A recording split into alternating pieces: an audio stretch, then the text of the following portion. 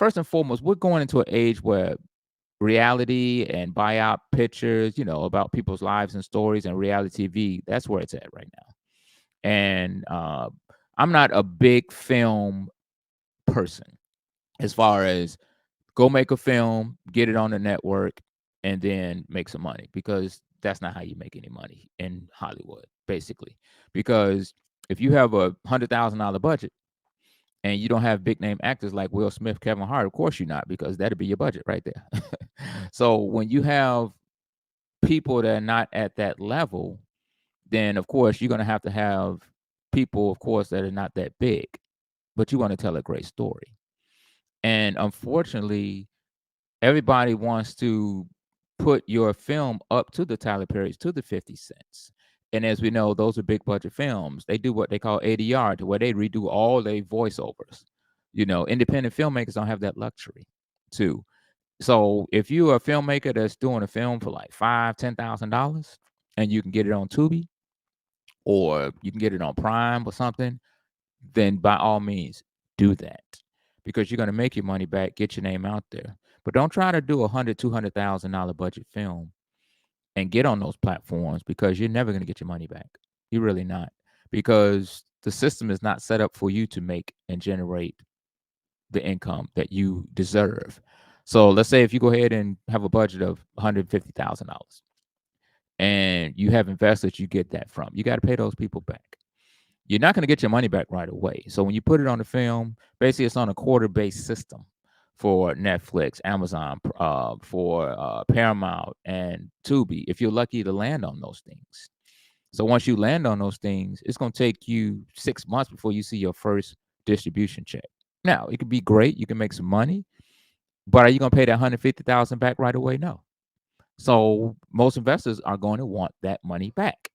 So you're putting stress on yourself, and you now have a film. It's out there, but guess who's making the real money? The people you gave it to. So most people say, all right, so genius, what is your suggestion? So my suggestion is make a great film. If you're going to spend $100,000, put some people in there that can act. Put some people in there that can move the needle. Have a good quality sound. Have a good camera crew. You don't have to go get the biggest budget camera. You don't have to get what they call Netflix approved if you're not going to be on Netflix. you know? So just make a great film.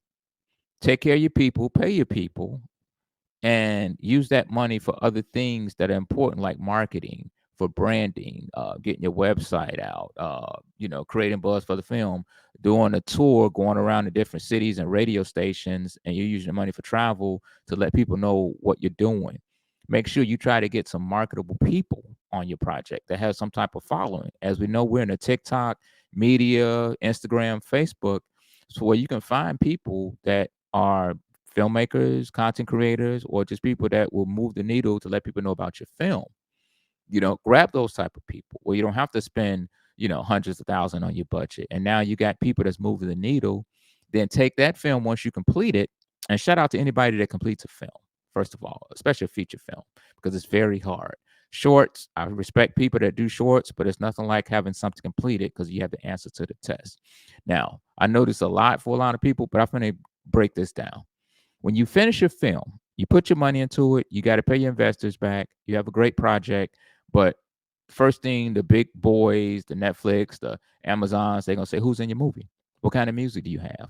And if you don't have those big budget name people, then if you do get accepted, they're not going to get behind it and put their marketing dollars and things in there. So you have to market that yourself. So that's why I said, find somebody from, if it's from Chicago or California, make sure it's that person that is always posting, that's very likable, and people follow that person. So find someone that has a connection to other people. So now you're bringing somebody in. You don't have to be the biggest star, but just have somebody that has a following. And like I said, the beauty of TikTok, Instagram, and things like that is you already see how many followers they have, how much time they post in, and things like that. So do that, because if you try to do a film and try to get the highest, like say you get the highest, people that's really doing their thing, are they going to market that film for you? Grab people that's hungry, that's going to invest with you, not only their time, but also going to move the needle and letting people know that the film is coming out. So that's a lot of mistakes filmmakers make. They pay people just because they got a status, but after they finish, they get their money. They don't care, hey, when's it coming out? They not posting on a regular basis. So find people and have a good relationship with people that's going to move the needle with your project. And I appreciate you breaking that down. You shared Yeah. a lot of information. I mean, myself, because I wrote a book. It was about a black nationalist group in the city of Cleveland. So I wanted to make it into a documentary. So it's a lot of archive footage, but they want like almost $2,000 for every 60 seconds of footage. So if I get 30 minutes of footage, that's almost 60,000 right there. You feel? Yeah. And like I said, you got to find it. And then you got to, what I did was I asked my family members for money first. And then what I saw, and, they was generous, to get me started. Then I reached out to on Facebook and I reached out to high school people and grade school people. And I got a lot of love from them. And they really started really pouring in. And hey, like I said, it's just about building relationships with people. If you have good relationships with people, then when you really need them, they'll come for you and help you. And then after that, I just started reaching out to people and say, hey, I mean, I funded majority of it myself, but I reached out to people, and dentists, doctors are the best people that are investors. And just like I say, if you believe in your project, always start off to where forget what I'm writing, forget what I'm doing. You're investing in me, and let them know who you are and what you're doing. So your biggest investment is yourself.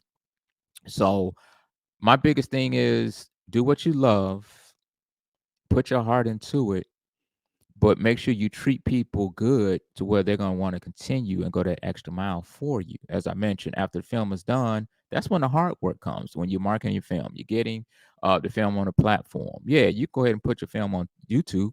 People going to see it, but are you going to make any money off that? So we're all in this business first to make great content and tell good stories first and foremost. But we'd be naive if we didn't want to make a profit off of it. And that's just capitalism and business. So have a structured plan on how you're going to market your film, how you're going to make money off your film, how you're going to get on the platform to people to go watch it. Now, my biggest thing is I wanted to. I did a small platform where we charge people $9.99. We got some, we made some money off of it, but it wasn't, what we wanted. So I said I want to make sure that my parents could one watch my film sitting on a couch. And that's what I did. I made sure I got it on and I got on Tubi to where people can sit down. Tubi's free. So you can go on and download Tubi on your smart TV. And if you don't have a smart TV, you have a laptop. You could download on your laptop. If you have a phone, you could download for phone. And Tubi is free everywhere you go. It's just a matter of doing the download. And Tubi does play good. And like I said, Netflix and Amazon, I would never take my stuff to those platforms. Netflix is what they call a SVOD. Basically, you pay for a subscription, a monthly fee, and they have to stack content. And they're stacking content, but they're taking people's films and they're not making any money off of it as far as the independent filmmakers. But hey, I'm on Netflix. Yeah, it's good to be on Netflix, but when you put your money on something, you put your time in, you're gonna want more than just saying I'm on Netflix. Because what are your benefits besides being on Netflix? Are you making any money? It's good to get your name out there, but take it to a film festival. Shoot a short, shoot a short, shoot something you believe in, and then pitch it and get a pitch package, a website, and like I say, create some buzz. Go to Instagram and just tease some of your, some of your scenes, or make a trailer and let people know. But go to film festivals because film festivals have people. That's all they do is look for good films and good content, and they're not looking for a full feature. They just want to see, hey, do you have a trailer? What have you done? We like this. We'll fund this for you. So you don't have to spend thousands of dollars to make a great film.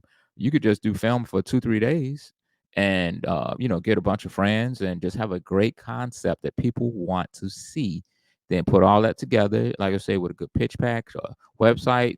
As you can see, there's a lot of parts to the filmmaking business. You can't just make a movie and say, all right, that's my movie, go watch it. You got to make sure you get an editor that's going to edit it, Most directors do not edit their own films because you want to have a different perspective. Plus, edit is very tedious, and I'm not sitting down and about to edit my whole film. Even though I know how to edit, I'm just not going to do it. Sometimes you got to step away and let other people find what your strengths are. If you are a great editor, then yeah, edit your film. But if you're not, then you pay somebody that's going to make it professional. But like I say, sound is the most important part of your film because people will watch a crappy movie for an hour, hour and a half, but they're not going to sit there more than 10, 15 minutes and listen to crappy audio. It's got the wind background and audio in and out. The boom is out of position. You hearing echoes. That's not a good quality film, and it's not going to get on. It won't even get on Tubi. Tubi does put some stuff on there, and we question why is it on there because it's for the independent filmmaker. But are you going to make any money? Is somebody going to watch a movie? Because to make movies on Tubi, you have to have people go watch a film, view it, mark it viewed, and also like it or dislike it. So you have to what they call, you got to make a networking to where, and basically with Tubi, basically every certain amount of hours, you have to have people watching your film to make some money.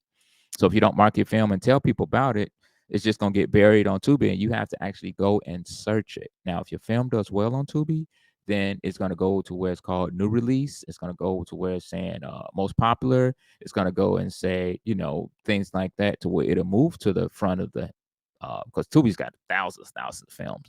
So if people don't know your film, they have to look it up by name. So and once you get it going, like I say, just find somebody that's marketable, basically.